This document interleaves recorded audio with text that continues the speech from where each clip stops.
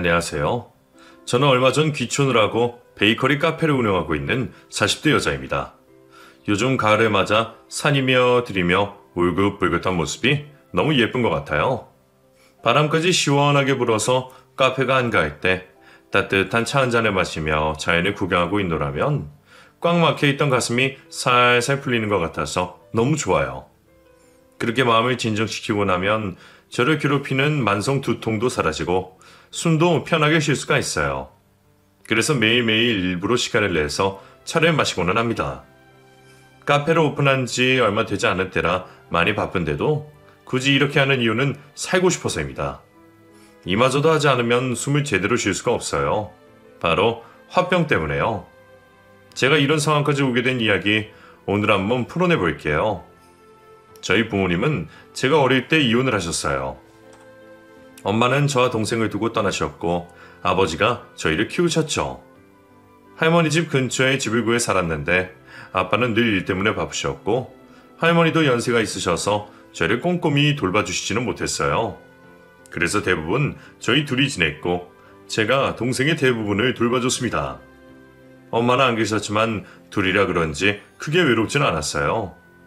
워낙 어릴 때 엄마와 헤어지기도 했고 같이 살 때도 엄마가 저희를 챙겨주신 기억은 별로 없어요. 엄마는 저희보다 자신에게 더 관심이 많았고 아빠와도 사이가 좋지 않아서 엄마의 웃는 얼굴은 기억이 전혀 나지 않을 정도죠.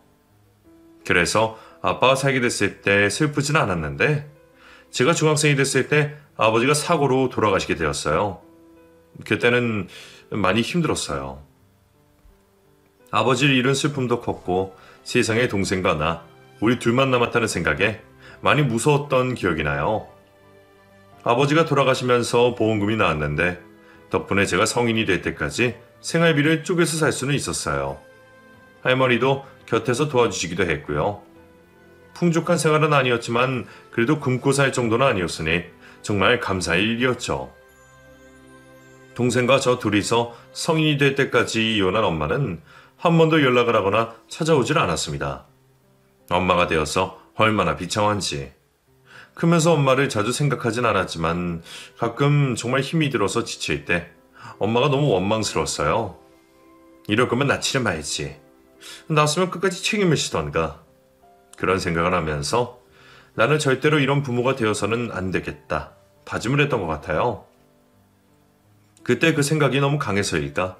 저는 아이가 없습니다. 아마 앞으로도 없지 않을까 그런 생각이 드네요. 고등학교 졸업을 앞두고 친구들이 대학 진학을 고민할 때 저도 고민을 많이 했어요. 마음은 대학을 가고 싶었지만 현실이 그러면 안 될 것 같아서요. 동생이 고등학교에 입학을 할 텐데 제가 대학에 가면 학비에 생활비까지 감당이 될 것 같지가 않더라고요. 그래서 바로 직장을 가지려고 했지만 담임 선생님이 만류하셨어요. 은정아, 네가 부담이 큰 건 알겠다만 그래도 대학으로 진학을 해야 하지 않을까 싶구나. 선생님 생각에 전문대라도 가는 게 어떨까 싶다. 네 성적이면 전액 장학금을 누려볼 수도 있을 거야. 등록금이 해결된다면 어느 정도 해볼 만하지 않을까 싶은 생각이 들었어요. 대학 졸업장이라도 하나 있으면 더 좋은 직장을 구할 수 있지 않을까 그런 생각이 들었죠. 그래서 전문대로 진학을 했는데 등록금이 해결되어도 만만하지 않았어요. 동생과 함께 쓸 생활비를 감당해야 했으니까요. 고등학교에 입학한 동생은 다행히 어긋나지 않고 착실하게 학교를 잘 다녀주었고 그런 동생에게 공부 말고 다른 일을 신경 쓰고 싶게 하지 않았어요. 그러니 모든 금전적인 문제는 제가 다 해결해야 했죠. 전문대로 진학했기에 2년 만에 졸업하는 대학을 3년에 걸쳐 졸업을 하게 되었는데 중간에 휴학을 한 번 했기 때문이에요. 휴학해서 생활비를 벌고 난 뒤에 다시 복학해서 나머지 1년을 다녀서 졸업을 했죠. 졸업을 앞두고 취업 때문에 여기저기 알아보고 다닐 때 친구가 아르바이트를 부탁했어요. 은정아, 하루에당 7만 원이야. 괜찮지 않냐? 부탁이 일주일만 대신 해주라. 응? 나 바쁜 거 알면서. 나도 갑자기 이렇게 날짜가 잡힐 줄 몰랐지. 다시는 부탁 안 할게. 어? 휴학했을 때 친구 따라 아르바이트를 한 적이 있었어요. 모델하우스 안내하는 알바였는데 당시 일당으로 제법 큰 돈이었죠. 고액 일당에 몇 달 알바를 했었는데 친구가 남자친구랑 여행을 간다면서 저에게 부탁을 한 거였어요. 취업 때문에 면접도 여러 개 잡혀있는 상황이라 거절하고 싶었지만 일당이 또 탐나더라고요.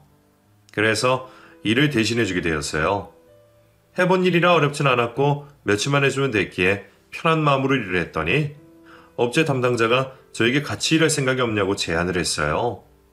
바로 정규직으로 채용을 해준다는 소리에 귀가 번쩍 뛰더라고요. 그리고 연봉도 당시 여자 연봉치고는 높은 금액이었고요. 많이 고민할 것도 없었어요. 돈 많이 준다는데 찬밥 더운밥 가릴 처리가 아니었으니까요. 그렇게 시작한 첫 직장에서 저는 제 인생에서 절대로 잊을 수 없는 한 사람을 만나게 되었어요. 그 사람은 직장에서 저와 함께 일했던 동료였고 저의 첫사랑이었어요. 저보다 2살이 많은 그와 함께 일하면서 가까워졌고 아버지가 돌아가신 이후로 혼자서 가장의 역할을 해야 했던 저에게 버팀목이 되어준 사람이었어요. 오늘 아버지 기일 아니야? 맞아. 기억하고 있었어? 당연하지. 오늘 퇴근하고 같이 마트 가서 장 보자. 음식해서 제사 지내려면 서둘러야겠다. 장은 어제 도민이랑 봐놨어. 집에 가서 바라면 돼. 그랬어? 나한테 얘기도 안 하고? 나 서운해지려고 하는데. 그 사람은 제 일을 마치 자기 일처럼 여겼고 조금이라도 제가 힘들까봐 늘 마음을 써줬어요. 동생 용돈도 마치 자기 동생인 것처럼 챙겨주고 집에 남자손이 필요한 일은 먼저 나서서 해주고는 했죠. 아버지가 돌아가신 후 무슨 일이든 혼자 해내야 했던 저였기에 저를 챙겨주는 그 사람이 너무 고마웠어요. 그리고 의지를 했고요. 남동생도 마치 친형처럼 잘 따랐기에 가족 아닌 가족 같은 그런 사이가 되었죠. 우리가 4년 정도 연애를 했을 때 저는 청혼을 받았어요. 평생 같이 살자고 말해주는 그 사람이 얼마나 고맙고 사랑스럽던지.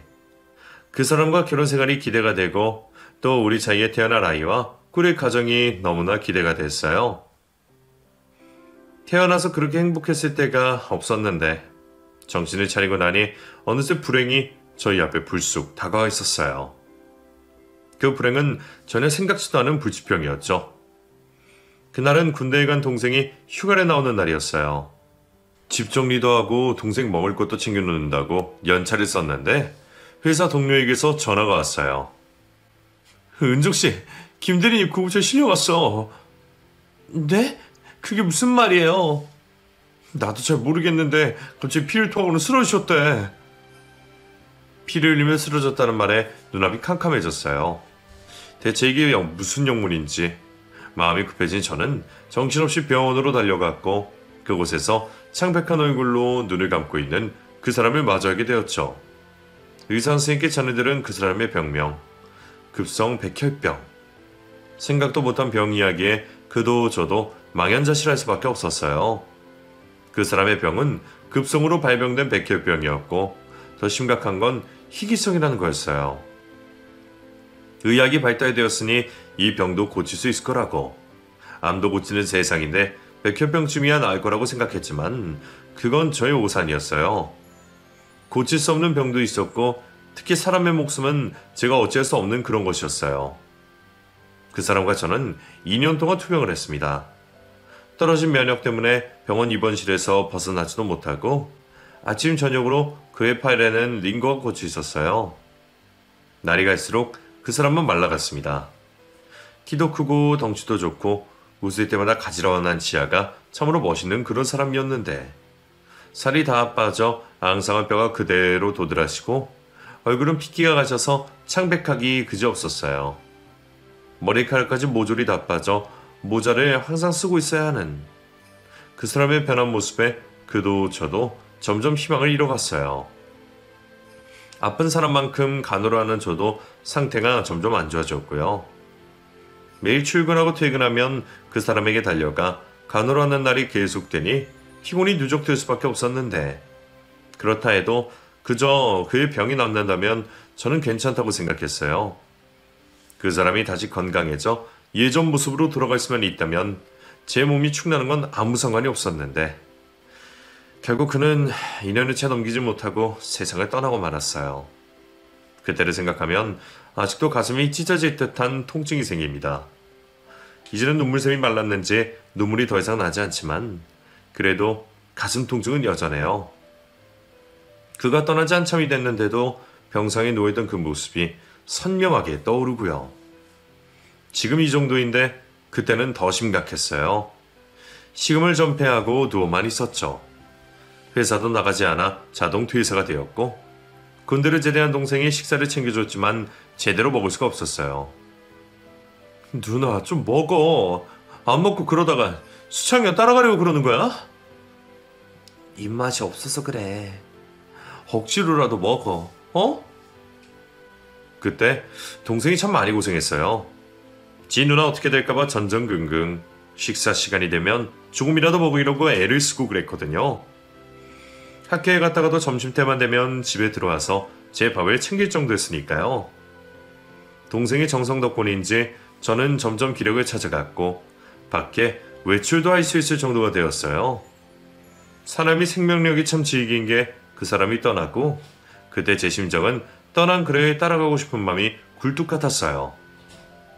그런데 점점 시간이 지나면서 제가 밥을 떠먹고 있더군요. 입이 비썩 말라 찬물에 겨우 밥을 말아 입안에 밀어 넣었어요. 제대로 씹지도 못하고 겨우 삼키면서 눈물이 났어요. 그리고 웃음도 났습니다. 살겠다고 밥숟가락을 든 제 모습이 허탈해서 비웃음이 그냥 막 나왔어요. 그 사람을 따라가겠다고 그래놓고선 결국 저는 삶을 택했죠. 그렇게 그 사람을 떠나보내고 남자들과 거리를 두고 살았어요.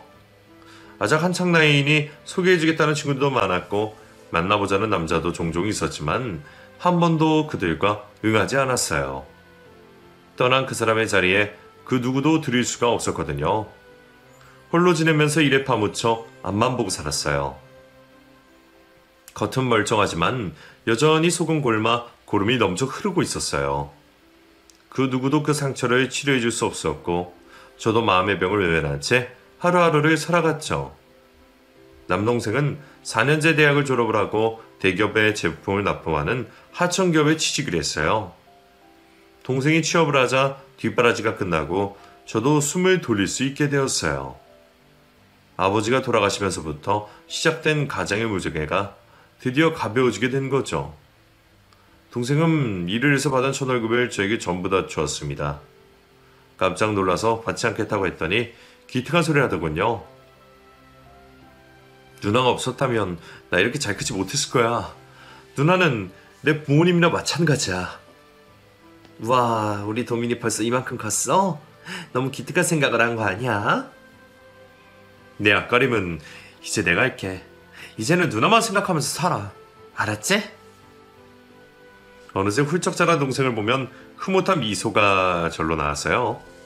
기특한 동생의 모습을 보면서 너무나 대견하고 뿌듯했지만 제 가슴속은 뻥 뚫린 것처럼 허전하기만 했어요.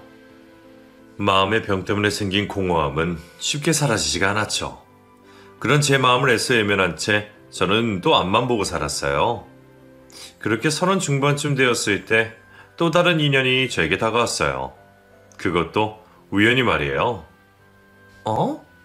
너 누구니? 저는 김태종 과장님 딸인데요. 아, 네가 은영이구나. 급한 업무가 밀려서 주말도 반납하고 출근했던 날, 그 아이를 처음 만났어요. 같은 팀에 일하는 과장님의 딸이었는데 주말 근무라 같이 사무실에 온 것 같았어요. 초등학생 3학년쯤 되어 보이는 아이는 표정이 왠지 어두웠고 아빠 따라 회사에 온 게 불만인 것 같았어요. 놀이공원에 같이 가기로 했다가 회사에 왔다는 아이의 얘기를 들으면서 왠지 치근한 마음이 생겼습니다. 그래서 같이 시간을 보내줬어요. 아이가 그림 그리는 것을 좋아한다고 하길래 이면지에 같이 그림을 그리면서 놀았어요. 뭐야, 아줌마 그림 잘 그리시네요. 그래? 아줌마도 그림 그리는 거 좋아해서 어릴 때 많이 그리고 놀았어. 아줌마, 엘사 그려주세요. 엘사요. 그림을 같이 그리고 노는 동안 아이의 표정이 많이 밝아졌어요. 그리고 묻지도 않은 얘기들을 제자에 떠들기 시작하더군요. 한참을 그렇게 시간 보내는 동안 과장님 업무가 끝나셨는지 우리 자리로 가까이 오셨어요. 이런, 우리 은영이 때문에 노대리가 일을 못했네. 미안해요. 아닙니다, 과장님. 은영이 덕분에 저도 오랜만에 많이 웃었어요. 그래? 그렇다면 다행이네. 점심때도 한참 지났는데 식사 전이죠? 같이 나가서 밥 먹어요. 내가 살게. 네, 고맙습니다. 그날 셋이서 같이 점심을 먹는 동안 분위기가 참 화기애애했어요. 아이가 하나 끼었을 뿐인데 분위기가 확 바뀌더군요. 아이는 처음 저에게 보였던 경계심이 다 사라지고 제 앞에서 편하게 얘기를 했고 아이와 대화하는 게 저도 편하고 재미있었어요. 그날이 계기가 되어서 우리는 주말 근무 때마다 만나게 되었고 과장님과도 가까워지게 되었어요. 아이와 주말에 만날 때도 있었지만 평일에 일이 끝나고 술이나 저녁을 같이 먹는 날도 생겼죠. 데이트를 하는 건 아니었어요. 그냥 서로 말이 통했다고나 할까? 과장님도 알고 봤더니 속사정이 있는 분이더라고요. 아이가 있어서 당연히 사모님이 계신 줄 알았는데 듣고 보니 미혼부셨더라고요. 과장님, 대단하세요. 그 갓난쟁이를 혼자 어떻게 키우셨어요? 그럼 어떡해. 나도 애 엄마가 그렇게 떠나버릴 줄은 꿈에도 몰랐지. 그래도 어머니가 도와주셔서 일을 계속할 수 있었어. 엄마가 나 때문에 고생을 많이 하셨어. 과장님과 얘기를 나누면서 저도 제 속에 꽁꽁 싸매놨던 이야기를 풀어내기 시작했어요. 그 사람을 떠나보내고 한 번도 꺼내지 않았던, 아니 꺼내지 못했던 얘기가 어쩐 일인지 술술 나오더라고요. 시작하지 않았다면 모를까 막상 말을 꺼내기 시작하니 멈출 수 없이 이야기가 나왔고 과장님 앞에서 눈물 콧물 다 빼면서 쏟아냈어요. 과장님은 제가 힘들어하는 모습을 보며 다독여 주셨고 저를 위로해 주셨어요. 저를 탓하지도 않으셨고 그렇다고 불쌍하게도 보지 않으셨죠. 그래서 더 편하게 제 얘기를 할 수 있었던 것 같아요. 있는 그대로 저를 봐주는 것 같아서요. 그날부터 저희는 더 가까워졌고 과장님의 딸과도 자주 보게 되었어요. 태어날 때부터 엄마가 없던 아이. 그래서인지 저의 애정을 갈구하는 게 느껴졌고 그런 아이가 마음에 쓰이기 시작했어요. 차마 그 눈길을 외면할 수 없었던 저는 결국 과장님과 연인이 되었고 2년 뒤 그 아이의 새엄마가 되었습니다. 과장님, 그러니까 그 사람과 결혼을 결심했을 때 남의 자식 키우는 거 아니라는 주변 지인들의 말이 정말 많았어요. 처녀가 어디 남의 자식을 키우려고 그래? 왜 딸이 남자한테 시집가려고 하냔 말이야. 그냥 총각 만나서 결혼하지. 은정아, 다시 생각해. 그 사람이 아이까지 맡을 정도로 그 과장님 사랑하니? 나이가 어린 것도 아닌데 왜 그렇게 경솔한 생각을 하는 거야? 누나, 내가 누나 뭐라든 다 찬성이지만 이거 솔직히 아닌 것 같다. 갓난쟁이도 아니고 이미 초등학생이라며 알 거 다 아는 앤데 어쩌려고 그래. 누구 하나 진심으로 축하해주는 사람이 없었어요. 그만큼 저를 걱정해서 하는 소리들이었겠지만 하나같이 축하보다는 걱정하고 염려하는 목소리만 냈어요. 그런 모습에 제 속은 너무 답답했고 나중에는 오기까지 생겼어요. 내가 보란 듯이 잘 사는 모습을 보여줘야겠다. 이런 오기 말이에요. 저희는 결혼을 빨리 진행했고 아이를 생각해서 규모도 작게 결혼식을 올렸어요. 분명 제가 그 결혼을 선택한 이유에 아이도 있었지만 혹시나 하는 염려가 있기도 했어요. 엄마 자리에 제가 들어가도 될까 하는 생각도 들었고요. 하지만 그런 제 걱정과 달리 아이는 제가 엄마가 되는 걸 무척이나 기뻐해줬고 그 모습에 안심이 되기도 했습니다. 그 사람과 결혼을 하고 나서 저에게는 새로운 가족이 많이 생겼어요. 우선 동서가 생겼죠. 이남 중에 남편은 마지였고 동생인 도련님이 한 명 있는데 결혼을 한 상태라 동서가 있었어요. 그리고 시부모님 두 분이 계셨죠. 도련님 네 사이에 아이는 없었는데 그래서인지 동서가 아이를 참 많이 예뻐하더군요. 얼핏 보기에 둘이 닮은 것처럼 보일 정도로 분위기도 비슷했고요. 그래서 사이가 더 좋은 건지는 모르겠지만 여튼 아이와 각별해 보였어요. 그리고 시부모님들도 참 다정해 보이셨고 대체적으로 분위기가 화목했어요.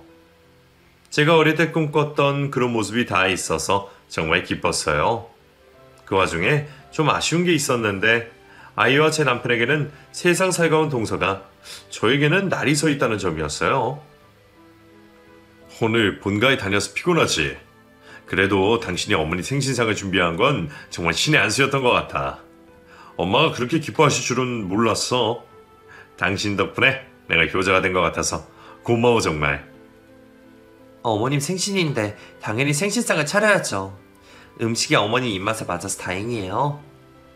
다음 달에는 아버지 생신이 있는데 그날도 고생해야겠어. 괜찮겠어? 하면 되죠. 걱정 말아요. 그런데 동서 말이에요. 재수씨? 재수씨가 왜? 그게 나를 좀 안 좋아하는 것 같아서 내가 뭐 실수라도 한 걸까요? 에이, 재수씨 그럴 사람 아니야. 아직 낯설어서 서먹한 거 아닐까? 내 생각엔 그럴 것 같은데. 그래요? 여자들한테는 남자들에겐 없는 감각이 하나 더 있다고 하잖아요. 바로 육감이요. 저희 육감은 분명 날선 느낌이 있다고 말하는데 남편은 오해라고 했어요. 아직 안 친해서 그런 거라고요. 하지만 그렇다고 하기엔 뭔가 맞지 않았어요. 생신상을 차릴 때도 뒷정리를 할 때도 마치지가 없는 사람인 양 그렇거든요. 제가 말을 걸어도 단답으로만 답을 해서 대화를 더 이상 할 수 없게 했고요. 저도 나이가 있는데 나를 좋아하는 사람, 싫어하는 사람 가리지 못하겠어요. 분명히 저를 싫어해서 하는 행동이었어요. 동서 간의 갈등이야 저도 들은 바가 있었기에 시간이 필요하겠거니 그렇게 생각했지만 그래도 마음이 불편한 건 사실이었어요. 하지만 싫다는 걸 억지로 좋아하게 할 수도 없는 일이니 동서에게 시간을 좀 주기로 마음을 먹었죠. 갑자기 나타난 여자가 형님이라고 손 윗사람 대우를 하게 됐으니 그게 불편했을 수도 있겠다. 이렇게 해주려고도 했고요. 그런데 이런저런 저의 노력에도 동서의 관계는 좀처럼 가까워지지 않았고 오히려 저를 왕따시키는 느낌만 강해졌어요. 분명히 제가 남편의 아내이고 아이의 엄마이지만 동서만 끼이면 외부인 느낌이 더 강해졌죠. 외출을 하고 오니 동서가 집에 와서 아이와 함께 놀고 있다던가 남편의 생일 파티를 동서 집에서 준비를 하고 남편이 좋아하는 요리를 준비해 놓는다던가 가족끼리 기념일을 즐기고 싶지만 늘 도련님 부부와 함께 하다던가 심지어 휴가에도 도련님 부부는 빠지지 않았고 일 때문에 도련님이 먼저 집에 가더라도 동서는 끝까지 자리를 지켰다가 함께 집으로 돌아오는 것 등등 우리 가족이 뭘 하든 늘 동서가 끼어 있었어요. 불편한 마음에 남편에게 말을 하면 엄마의 빈자리를 예전부터 대신해준 고마운 재수씨라는 말로 두둔하는 태도를 보이니 저도 제 자리를 제대로 잡을 수가 없었어요. 모르는 사람이 보면 제가 아니라 동서가 아이 엄마인 줄 알 정도로요. 그 정도로 관계가 심각했어요. 제 주변 지인들이 다 말린 결혼식을 제 고집으로 한 거잖아요. 그래서 결혼 생활을 잘 알고 있는 모습을 보여주고 싶었어요. 그런데 제 뜻대로 잘 되지 않으니 나중에는 체념을 하고 받아들이게 되더군요. 제가 아무리 불편하다고 해도 남편이 제 편이 아니니 아무 소용이 없었고 저도 상황을 바꾸려는 노력을 더는 하지 않게 되었어요. 결혼 생활을 하면 할수록 웃음도 줄어들고 말수도 줄어들게 되었고요. 그렇게 몇 년이 흐르고 도련님 부부에게 큰일이 생겼어요. 아이가 없어도 참 인고 부부라고 생각했는데 어느 날 이혼을 한다고 하더군요.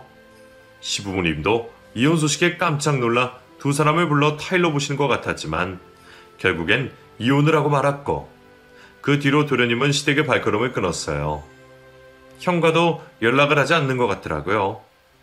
갑작스런 두 사람의 변화에 저도 많이 놀랐는데 더 이상한 것은 도련님이 저에게 남긴 문자 메시지였어요.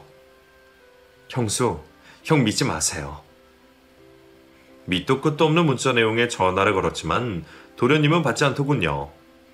이상한 느낌이 들었지만 아이가 동서가 없어진 걸 알고 분리불안을 느끼는 탓에 더 이상 신경을 쓰지 못하고 상담센터를 찾아다니며 아이를 돌보기에 바빴어요. 동서와 워낙 가까이 지내서인지 아이의 분리불안증은 심각했어요. 어린아이도 아니고 초등학생인데도 증상이 심각하고 치료가 잘 되지 않자 남편은 아이와 주말마다 캠핑장을 다니기 시작했어요. 나도 같이 가야 하는 거 아니야? 둘이 있는 것보다는 셋이 나을 것 같은데. 내 생각에는 나랑 단둘이 있는 것도 좋을 것 같아. 내가 당신이랑 결혼하고 아이랑 둘이 있는 시간이 없었으니까.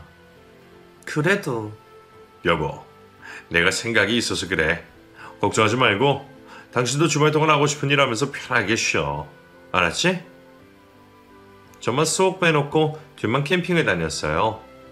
남편이 아이를 위해서 그렇게 하기로 한 거겠지만 저는 내심 서운했죠. 왠지 선을 긋는 것 같아서요. 엄연히 저도 부모인데 아이 문제에 있어서만큼은 늘 배제시키니 기분이 좋을 리가 없었어요. 그 부분을 남편에게 말하고 싶었지만 아이를 위해서 그런다고 하니 더 이상 할 말도 없었죠. 그렇게 부녀 만에 캠핑이 시작되었고 주말마다 저는 집에서 혼자 있어야 했어요. 처음에는 저도 제 취미 생활을 해보려고 했어요. 하지만 감정이 상해서인지 하는 것마다 집중을 제대로 할 수가 없었어요. 결국 아무도 없는 집에서 혼자 주말을 보내게 되었죠. 그렇게 혼자 있다가 보면 참 여러 가지 생각이 떠오릅니다. 물론 대부분의 생각이 부정적인 것들이고요. 생각에 꼬리를 물고 있다 보면 늘 내가 왜 결혼을 했는가 이런 생각들이었어요. 그러다가 일요일 저녁 부녀가 돌아오면 뒤치다거리를 하다가 또 하루하루를 살게 되고 그런 일상의 반복이었어요. 남편 말대로 캠핑이 정말 효과가 있었는지 캠핑 이후로 아이의 상태가 좋아졌고 상담센터도 더 이상 가지 않아도 될 정도로 좋아졌어요. 점점 생활도 안정되어 가고 저와 아이의 관계도 좋아졌죠. 이대로만 가면 걱정 없겠다 싶었는데 일이 또 터져버렸어요. 그날도 주말에 맞아 남편과 아이가 캠핑을 갔다가 돌아오는 날이었어요. 계절이 겨울로 넘어갈 때라 추웠고 저녁에 따뜻한 음식을 먹이려고 한창 식사 준비를 하는데 아무리 기다려도 남편이 오지 않았죠. 통화를 해야겠다 싶어 전화기 든 순간 전화벨이 울려 깜짝 놀랐어요. 여보세요?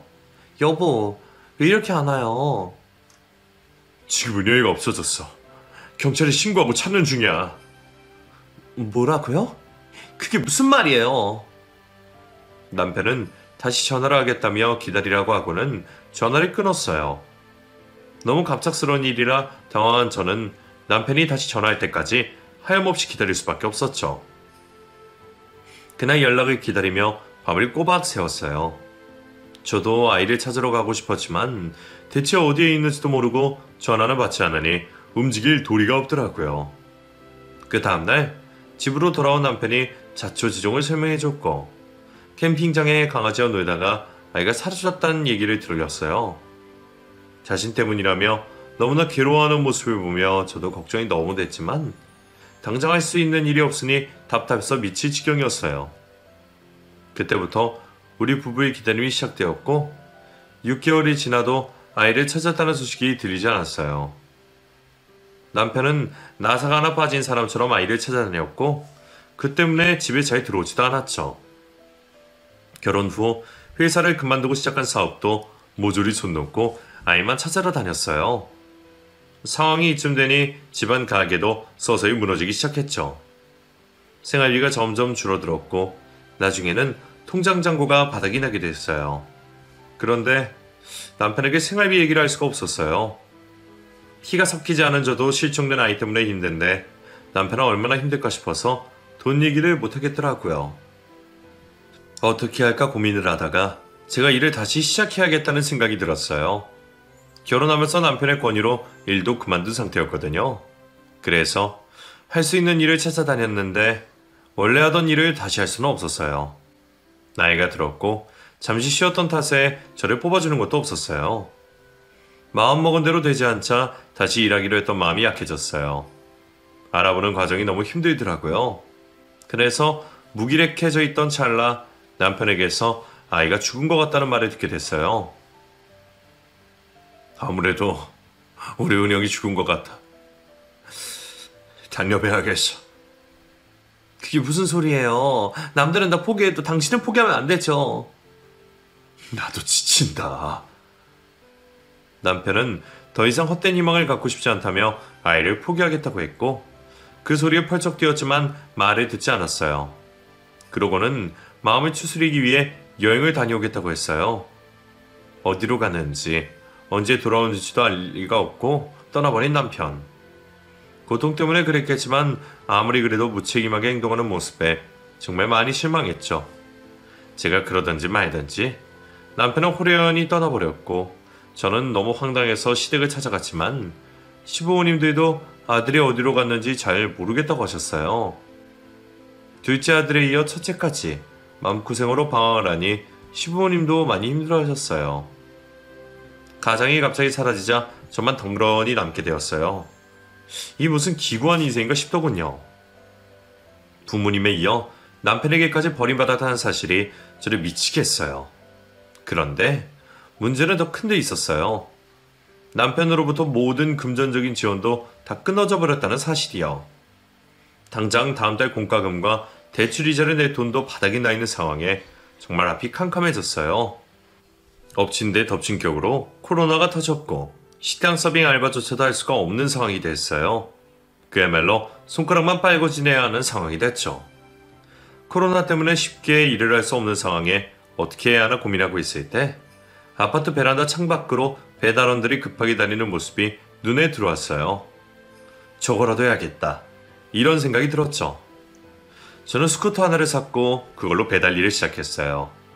솔직히 우중충한 남자들이 많은 배달 사무실을 찾아가는 게 쉽지는 않았지만 어쩌겠어요. 당장 먹고 살아야 하는데.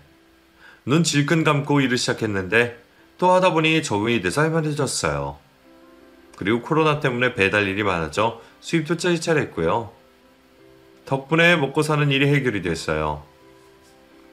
일을 하는 와중에도 남편에게 계속 연락을 시도했지만 진짜 무슨 일인지 통 연락이 안 되었고 그렇게 전화를 할 때마다 문자가 왔어요. 조금만 더 시간을 달라면서요. 저에게 한 행동들을 생각하면 당장 이혼이라도 하고 싶었지만 또 아이를 잃은 남편의 입장을 생각하면 마음이 아프기도 했어요.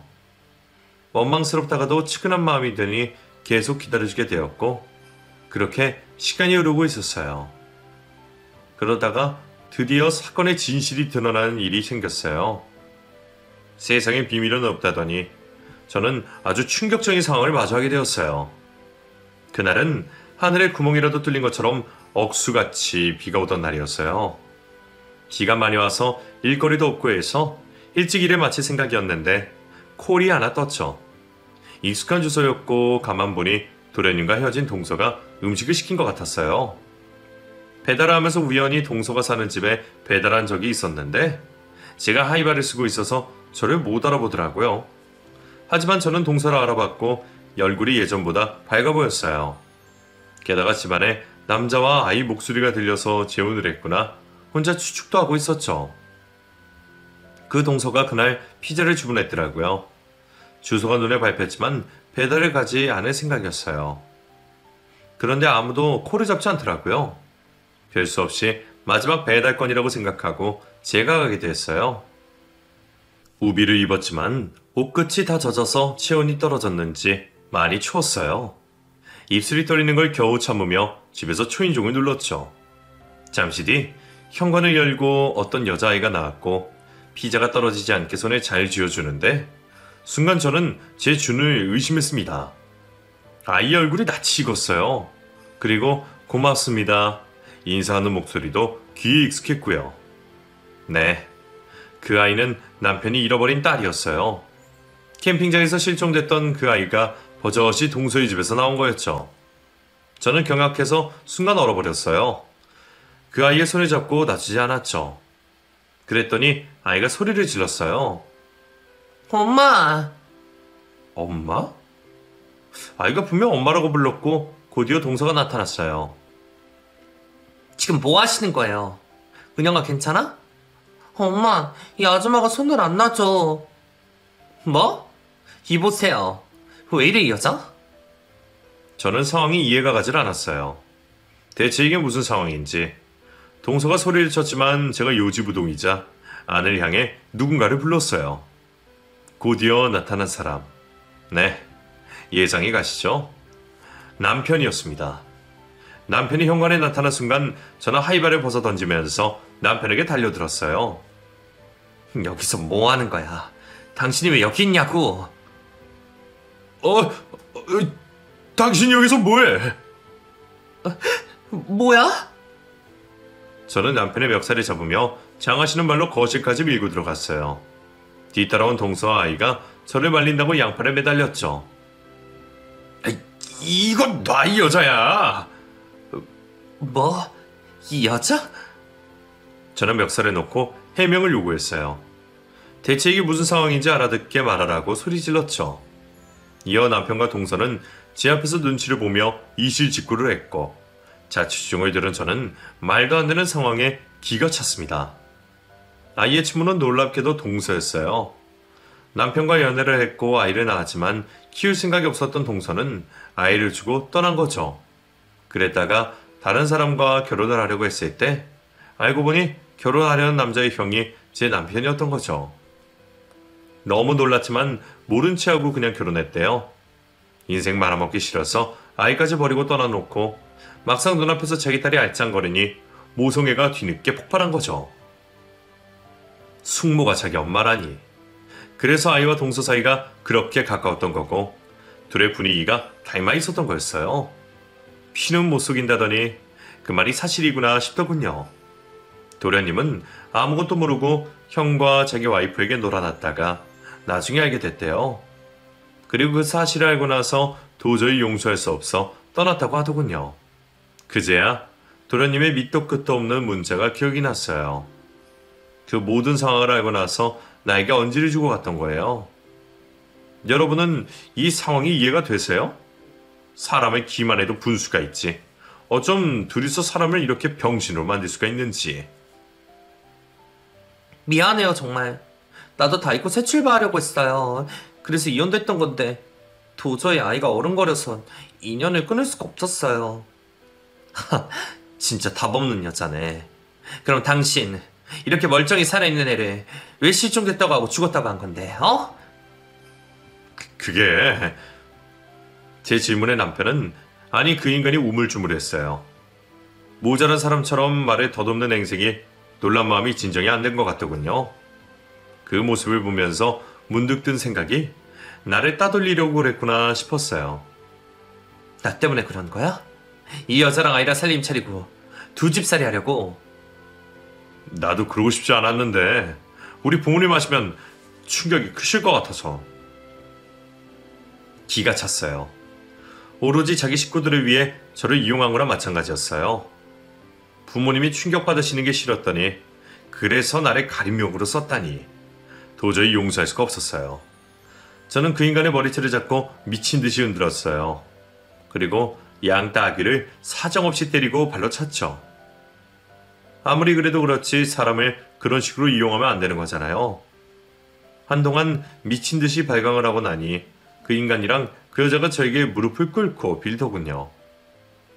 용서해줘. 정말 미안해. 당신 이용하려고 한 건 아닌데 정말 미안해. 대신 우리 부모님께는 말하지 말아줘. 제발 부탁이야. 끝까지 저를 기만하는 나쁜 인간. 그곳에 더 이상 같이 있고 싶지도 않더군요. 저는 가만히 있지 않겠다고 선전포고했고 그 길로 변호사 사무실을 찾았어요. 그리고 그 인간을 기만죄로 고소했습니다. 그리고 그 인간 부모님을 찾아가 알아낸 사실 모두를 알렸어요. 당연히 두 분은 놀라셨고 시어머님은 쓰러지기도 했어요. 그래서 한동안 병원 신세를 지셔야 했죠. 저는 이혼을 요구했어요. 그리고 재산분할과 위자료까지 싹 다 청구했고요. 처음에는 마음대로 하라면서 큰소리 치더니 제가 아이 출생의 비밀을 인터넷에 올리겠다고 하자 미안하다며 원하는 대로 다 해주겠다고 하더군요. 그래서 비교적으로 수월하게 이혼을 할 수 있었어요. 이제 와서 지나온 상황을 생각해보면 참 멍청한 인간이라는 생각이 들어요. 그렇게 그 여자와 가정을 이루고 싶었다면 저에게 이혼하자고 했으면 됐을 텐데 실속은 다 차리려고 하다가 완전 개족이 난 거죠. 저는 위자료로 아파트 한 채를 받았고 코로나 기간에 그 아파트가 2배 이상 뛰었어요. 그래서 그걸 팔아서 귀촌을 했어요. 도시에서 더 이상 살고 싶지 않더라고요. 어릴 때부터 정말 열심히 살았는데 결국엔 내 인생이 이렇게 되는구나 싶어 뭔가 덧없다는 생각이 들었어요. 그래서 귀촌을 해서 지금은 카페를 운영하고 있죠. 모든 상황은 다 끝이 났지만 아직도 그때 받은 충격과 스트레스 때문에 속이 턱턱 막히는 기분이 들 때가 있어요. 시간이 지나면 다 극복이 되겠지만 얼른 제가 괜찮아졌으면 좋겠어요. 제 이야기는 여기까지입니다. 긴 글 잘 들어주셔서 감사합니다. 여러분도 사람 조심하세요. 감사합니다.